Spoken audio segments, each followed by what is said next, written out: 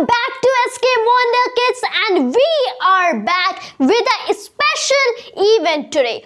And here I have a book in my hand named A Brief History of Time from the Big Bang to Black Holes by S.W.Hawking. Since हम लोग जानते हैं today is 1st April, okay? This is the year of 2021 and आज का day बहुत special है. Many would be thinking for even April Fool today, but there's something more special even for me today, especially for me, because if this event wouldn't exist somewhere in the past, then I wouldn't be getting and finding out your blessings today on YouTube. So, and the special event is all because ये किताब A Brief History of Time from the Big Bang to Black Holes by Hawking अप्रैल फूल के दिन ही publish की गई थी.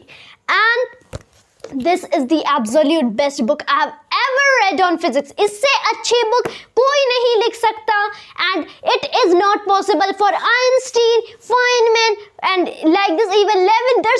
It's not possible for anyone to write that good book. This book changed my opinions and my views over physics. कि ये जो world है ना, ये जो nature है, what is the nature of reality? Okay, ये जो reality है, जो जिसको हम लोग वास्तविकता समझते हैं, ये actual में है क्या? This book changed my views over that. कि जो हमें दिखता है कि everything around us exists in what manner, actual में this is not the way. This is not as a whole.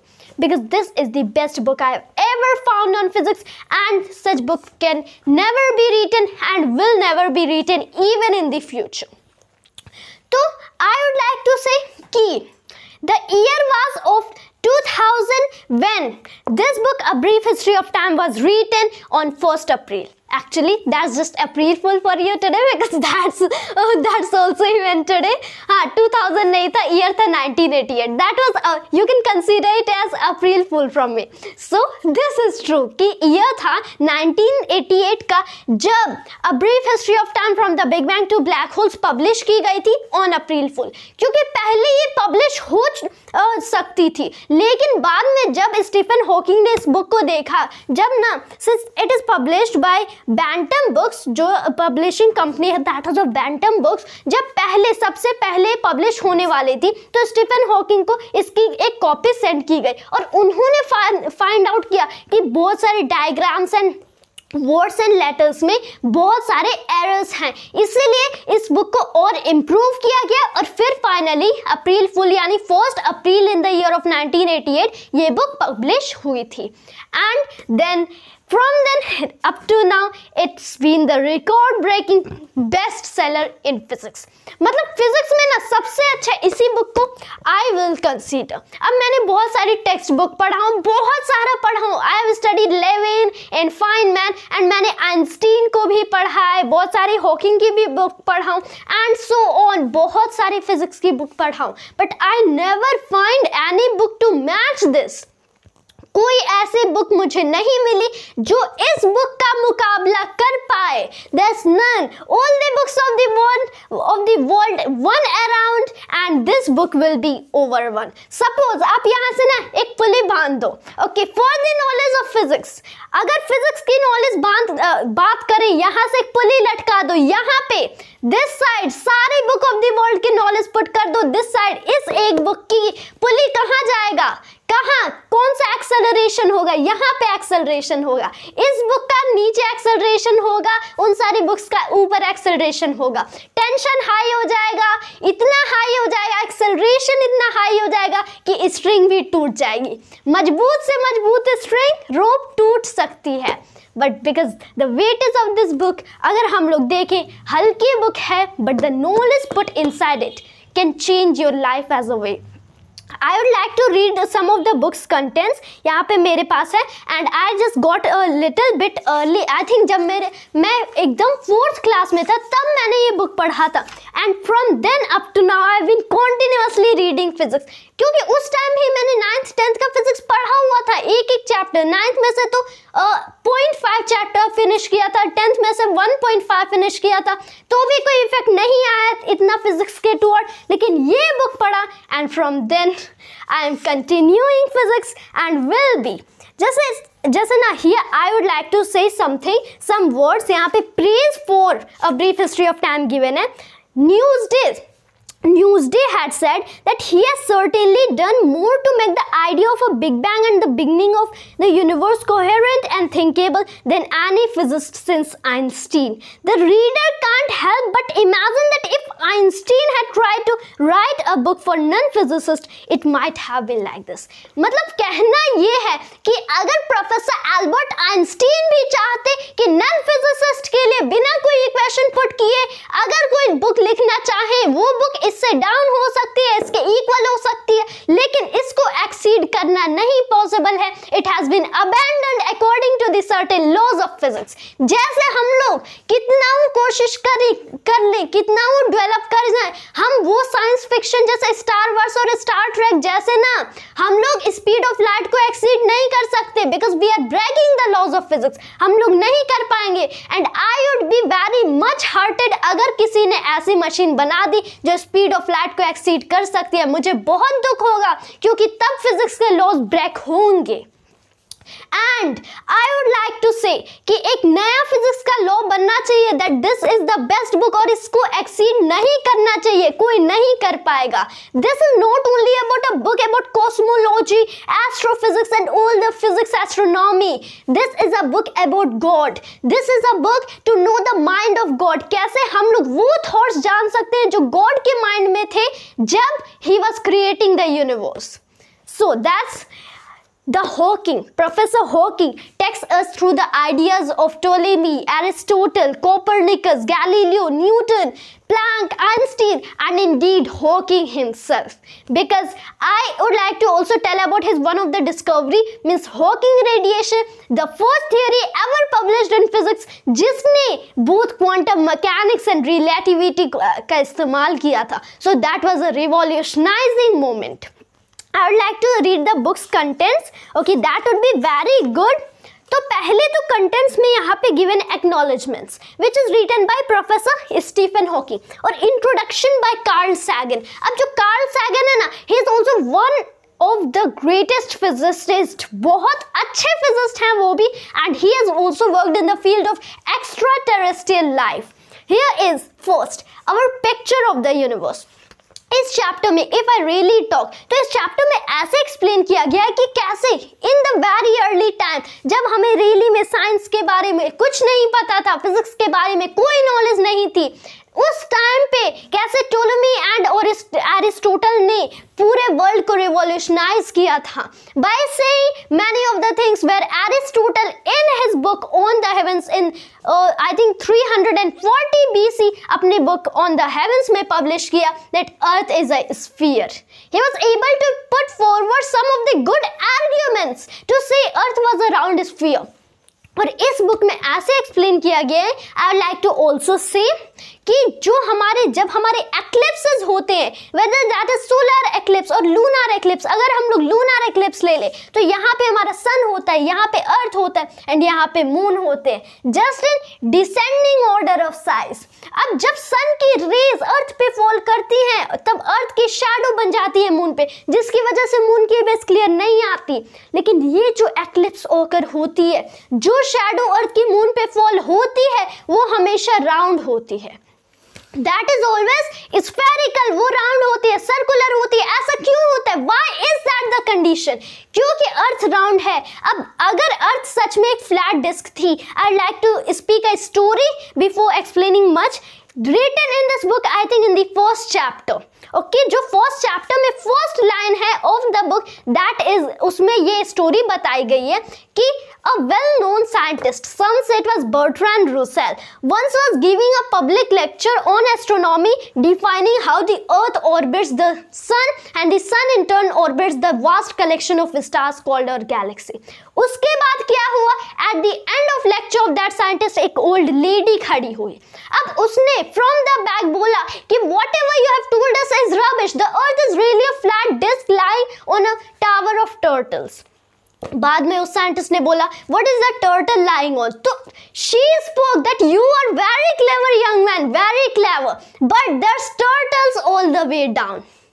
And Hawking takes us through the journey from the Tower of Turtles to to the curved space, कि कैसे हम evolve हुए, जहां पे हम एक misconception में जीते थे कि एक अर्थ एक फ्लैट डिस्क है, जैसे एक फ्लैट प्लेट होता है जो कि एक टर्टल की बहुत लंबी लिस्ट पे खड़ा है, और वहां से लेके हॉकिंग हमें बताते हैं कि स्पेस कर्व्ड है। जनरल थ्योरी ऑफ रिलेटिविटी कहती है कि due to high distribution of matter and energy in some kind of object, ये स्पेस टाइम को भी कर्व कर देता है। So it's to evolve the physics, our ideas about physics. Returning to our point, तब एरिस्टोटल ने क्या कहा, अब ये जो इमेज है ना, ओके, जब सोलर एक्लिप्स होता है, अब अगर अर्थ रियली में एक फ्लैट डिस्क है, एक फ्लैट प्लेट की तरह है, तब राउंड शेडो आती है मून पे, वो तभी आ सकती है जब सन ऐसे हो और अर्थ इस तरह की बजाय इस तरह हो और यहाँ पे मून हो, तभी ऐसा हो सकता है, वरना तो भूल जाओ।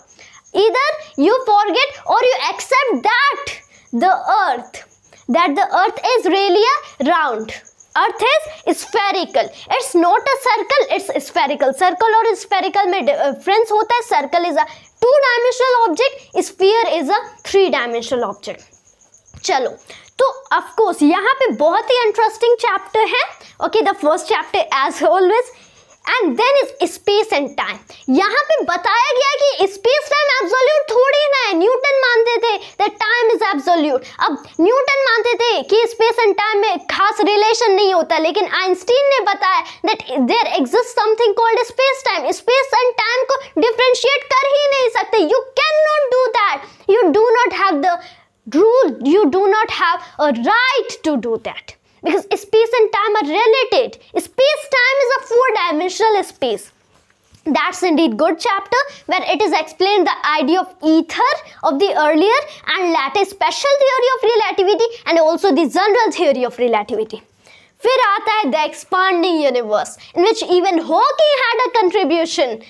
अब जो एक्सपांडिंग यूनिवर्स में है, यहाँ पे एक्सप्लेन किया गया है कि कैसे आइंस्टीन जब जनरल थ्योरी ऑफ रिलेटिविटी से फाइट करते थे, वो कहीं और जाके मैथमेटिक्स सीख के अपनी जनरल थ्योरी ऑफ रिलेटिविटी में लगाते थे, अपने इक्वेशंस डालते थे। तो फाइनली जब वो सक्सीड हुए तो उनको ये एक बड़ी फेलियर की तरह लगा कि if my general theory of relativity is correct and it is correct, तब यूनिवर्स या एक्सपांड कर रहे या कॉन्ट्रैक्ट कर रहे, लेकिन ये न्यूटन के अकॉर्डिंग स्टैटिक नहीं है।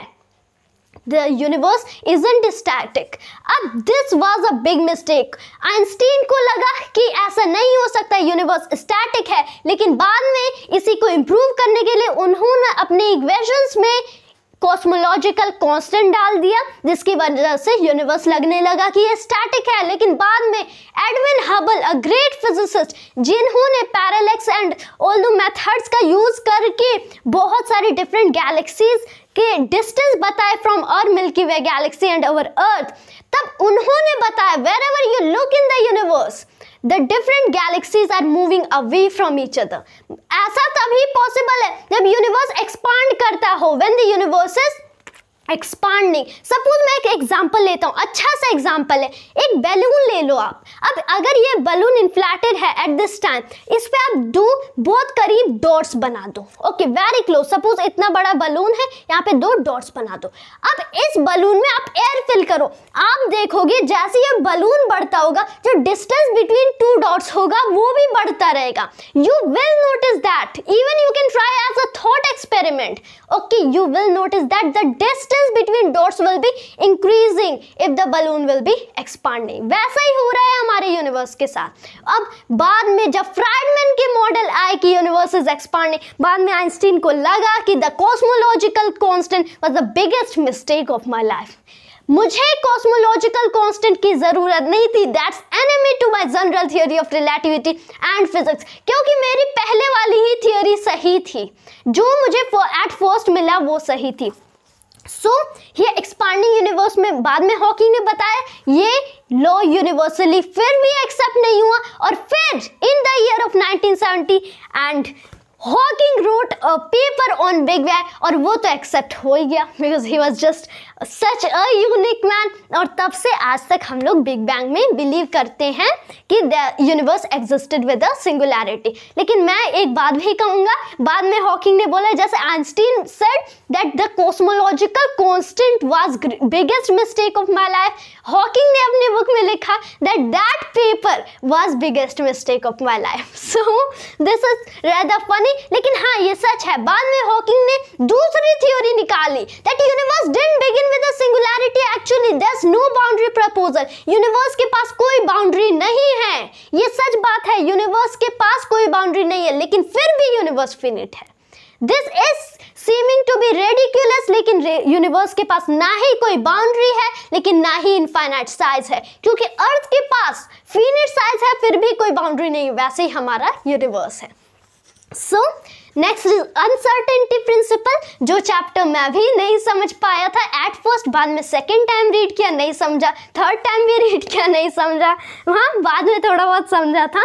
यानी you can not, Heisenberg's uncertainty principle मतलब आप मोमेंटम या फिर आप कह दो velocity of a particle and position of a particle same instant पे एक्यूरेटली नहीं जान सकते। You can not know that. So that was, मैं इसके बारे में ज़्यादा एक्सप्लेन भी नहीं कर सकता। अब हाइंसबर्ग्स अनसर्टेनिटी प्रिंसिपल के बारे में मुझे सच में I don't have that much knowledge, लेकिन कुछ ही दिन पहले मैं पढ़ रहा था हाइंसबर्ग्स अनसर्टेनिटी प्रिंसिपल इक्वेशंस के थ्रू, और तब से मैं भी सोच रहा हूँ कि अभी भी मुझे हाइंसबर्ग्स अनसर्टेनिटी प्रिंसिपल नहीं आती। So that was little elementary particles and the forces of nature. यहाँ पे छोटे सब एटॉमिक एलिमेंट्री पार्टिकल्स के बारे में बताया गया, that how the quantum mechanics deals with those kinds of particles. और फोर्सेस ऑफ नेचर यानी electromagnetic force, strong force, weak force and the gravitational force. Gravitational force is weaker than what? Is weaker than the weak nuclear force. That is weaker than the electromagnetic force. That is weaker than strong force, strong nuclear force. Although अब scientist बोल रहे हैं कि हो सकता है एक fifth भी नेचर का फोर्स हो, लेकिन अभी तक प्रूफ है 4 फोर्सेस का। सो यहाँ पे ये बातें एक्सप्लेन की गई। Then 6th chapter is black holes. अब black holes बहुत ही इंटरेस्टिंग टॉपिक है, सिर्फ बहुत पहले से इसमें रिसर्च चलती जा रही थी, आज भी चलती जा रही है, एंड ब्लैक होल में हॉकिंग ने बहुत बड़ी कंट्रीब्यूशन दी है। यहाँ पे एक्सप्लेन किया गया है कि जब एक स्टार होता है, when we have a star, अब जब ये इसका एंटायर फ्यूल खत्म हो जाता है तो उस स्टार का मास इतना हैवी रहता है कि आउटसाइड प्रेशर नहीं जाता, तो ये अपनी ग्रेविटी में कोलैप्स कर जाता। और स्टार छोटा होता है। कुछ लोग सोचते होंगे कि ब्लैक होल्स बहुत बड़े होते हैं, लेकिन ये गलत है, ब्लैक होल छोटे होते हैं, किसी भी नॉर्मल साइज्ड स्टार से भी छोटे होते हैं। This is the true, black holes छोटे होते हैं लेकिन उनकी ग्रेविटेशनल फील्ड बहुत लंबी होती है, रिमेंबर। अब जब स्टार इनफ कोलैप्स कर जाता, इतना छोटा बन जाता कि उसकी ग्रेविटी जितना छोटा, स्टार का मास सेम रहता है। जैसे अगर मैं इक्वेशंस बोलूं, I would not like to just write the equation at the time या speak the equations, that makes the things complicated. लेकिन हाँ, जितना ज़्यादा रेडियस होता है ऑफ ए स्टार, एंड अगर सपोज मैं बोलता हूं कि कोई भी आपके पास स्टार है, उसका 2 स्टार्स हैं, दोनों का मास सेम है, लेकिन एक स्टार थोड़ा छोटा दूसरा बड़ा, मास दोनों का सेम, तो जो छोटा होगा उसमें ग्रेविटी और हाई हो जाएगी, रेडियस उसमें ग्रेविटी, अगर वो टू द अदर स्टार उसका साइज हाफ है तो उसमें ग्रेविटी 4 टाइम्स होगी, जो बड़ा होगा उसमें ग्रेविटी कम हो जाएगी। ये सच बात है। जब एक स्टार तब इतना छोटा हो जाता कि उसकी ग्रेविटी इतनी हाई हो जाती कि वहां की escape velocity speed of light से एक्सीड कर जाती, यानी लाइट अब उस स्टार से नहीं निकल सकता, एंड दैट्स वाई जब लाइट हमारी आइज तक नहीं पहुंचता तो वो चीज हमें ब्लैक दिखेगी, इनफैक्ट दिखेगी ही नहीं। So that is black holes in the sky, that is black holes. फिर आया सिस चंद्रशेखर लिमिट भी इसमें एक्सप्लेन किया गया है by the great, and I am very proud of it, by the great Indian scientist Subrahmanyan Chandrasekhar, जिनके अगेंस्ट आइंस्टीन ने paper लिखा था कि जब एक स्टार ओल्ड होकर डाई हो जाता उसके सारे पार्टिकल्स बिखर जाते, but later Chandrasekhar was found to be true. Okay, so 7th chapter black holes and so black. अब ये चैप्टर ना जब मैं पढ़ रहा था, जब मैंने हेडिंग पढ़ा तो इस प्रीवियस वाला पढ़ चुका था, मुझे लगा लाइट ब्लैक होल से एस्केप नहीं कर सकती। ये चैप्टर पढ़ा, मेरा दिमाग हिल गया कि ये कैसे हो सकता है कि ब्लैक होल्स ब्लैक होते ही नहीं है, तो ब्लैक नाम क्यों दिया, तो क्यों बोला कि लाइट एस्केप नहीं कर सकती, क्योंकि पहले ये माना जाता था। फिर आया पेपर इन 1974, हॉकिंग पहले यूनिवर्स के बारे में सोचते थे। फिर एक दिन shortly after the birth of his daughter Lucy Hawking, वो ब्लैक होल्स के बारे में सोचने लगे। Maybe it is possible that black holes radiate, ऐसा हो सकता है। बाद में उन्होंने थर्मोडायनेमिक्स इसमें लगा, बाद में उन्होंने क्वांटम मैकेनिक्स लगा, which was one of the greatest events in the history of physics, क्योंकि आइंस्टीन ने last 3 decades of his life spend किए थियोरी ऑफ एवरीथिंग, यानी यूनिफाई करने की कोशिश में general theory of relativity and quantum mechanics, कुछ नहीं कर पाए। बट हॉकिंग ने एक ऐसी चीज में क्वांटम मैकेनिक्स लगाया जिसे जनरल थ्योरी ऑफ रिलेटिविटी के अकॉर्डिंग डिस्कवर किया गया था। ब्लैक होल्स होते हैं according to general theory of relativity, लेकिन उसमें हॉकिंग ने यूज किया quantum mechanics and he was found to be true.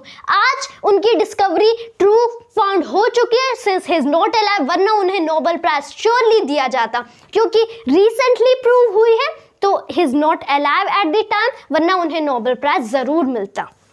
यहाँ पे क्वांटम मैकेनिक्स के अकॉर्डिंग उन्होंने बताया दैट ब्लैक होल्स के पास अगर थोड़ा भी टेम्परेचर है, एंड ऑफ कोर्स है, ब्लैक होल के पास थोड़ा टेम्परेचर है, तब rotating and non rotating black holes, दोनों ब्लैक होल्स को रेडिएट करना चाहिए। मतलब कुछ rays in form of X rays and gamma rays black hole से निकलती हैं, जिन्हें हो सकता है हमारी आज नहीं डिटेक्ट कर पाए, लेकिन the black hole can be seen through any other ways. So that discovery was just amazing.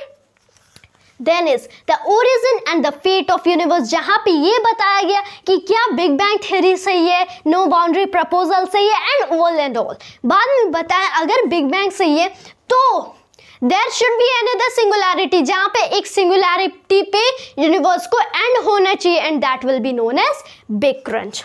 फिर आया यूनिफिकेशन ऑफ फिजिक्स, जहां पे आइंस्टीन यूनिफाई करना चाहते थे all the forces of nature, laws of nature, laws of physics. और फिर आया कंक्लूजन, जहां पे उन्होंने आज मैंने प्रीवियस ये बताया कि कैसे हम लोग एक tower of tortoises, tower of turtles से इवॉल्व होके कर्व्ड स्पेस तक पहुंचे, अप टू गॉड पार्टिकल पहुंचे, Higgs boson and Higgs field तक पहुंचे, एंड स्ट्रिंग थ्योरी तक पहुंचे। So that was a great evolution of physics कि हम लोग इतना इवॉल्व हो गए, जहां पे 340 BC में एरिस्टोटल को ये कंक्लूड करना पड़ा कि the universe was not a flat disc but was spherical.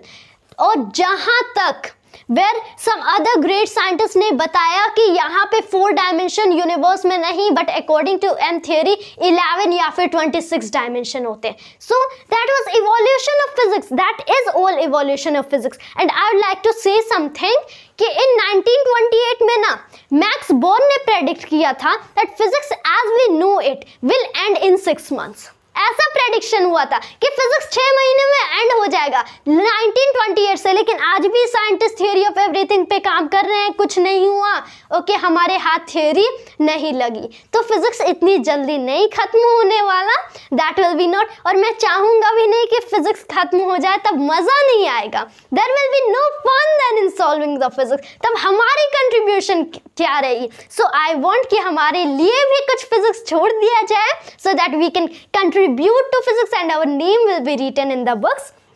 And then is the brief biographies of Albert Einstein, Galileo Galilei and Isaac Newton. Then is glossary and index. Since this book is written by a very great person who held Newton's post, जिसने location professor of mathematics बना, a post once held by Sir Isaac Newton and great scientists like Paul Dirac, even Charles Babbage यानी father of computer भी Lucasian professor of mathematics at Cambridge बने थे। अभी तक 19 लोग बन चुके हैं। Recently is Michael Cates and I want to be one of them. मेरा भी सपना है I be the Lucasian professor of mathematics. At the end ना मैं ये बताना चाहूँगा, सिंस ये बुक इतनी तारीफ तो हो हो गए कि मैंने भी बोला, मैंने पढ़ लिया कि इतनी अच्छी बुक है, इतने अच्छे तरीके से लिखी गई है, but what would be the condition of Stephen Hawking when he would be writing this book? मतलब कितनी मेहनत की गई होगी इस बुक को लिखने में, how much hard work will be done. जो हम लोग बोलते हैं ना, distance between day and night, जमीन और आसमान एक कर देते हैं, दैट इज ट्रू हियर। जमीन और आसमान को एक कर देते हैं। यहाँ पे ना जस्ट मिक्स नहीं किया गया, यहाँ पे तो आसमान को नीचे ला दिया गया और जमीन को आसमान की जगह। तो इवन अगर ना we should say to mountains की अगर स्टीफन हॉकिंग की उड़ान को देखना है तो माउंटेन्स को भी अपना सर ऊपर करना पड़ेगा, because that's really brilliant book and he is my favourite physicist. So that was, और इस वीडियो के through I would like to even tribute to the soul of professor Hawking and say him thanks for writing this book, because if this wouldn't be, so I wouldn't be getting all of your blessings. So that was for all of today and thanks for watching this video. Jai Hind, Jai Bharat.